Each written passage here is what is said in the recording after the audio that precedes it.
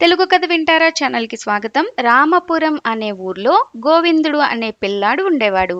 ఒకరోజు గోవిందుడిని వాళ్ళ నాన్న పిలిచి పక్క ఊరిలో ఉండే తన స్నేహితుడి ఇంటికి వెళ్ళమని, అతడు చిన్న పెట్టె ఇస్తాడని దాన్ని జాగ్రత్తగా తీసుకురావాలని చెప్పాడు. దాంతో గోవిందుడు తండ్రి చెప్పిన గుర్తుల ప్రకారం పక్క ఊళ్ళో ఉండే ఆ స్నేహితుడి ఇంటికి వెళ్ళాడు.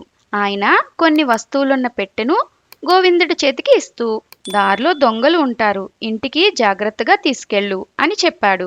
ఇంటికి వచ్చే క్రమంలో గోవిందుడికి తన వెనకాల ఎవరో వస్తున్నట్లుగా అడుగుల చప్పుడు వినిపించింది. ఎవరో దొంగ తనని వెంబడిస్తున్నాడని తెలుసుకున్నాడు.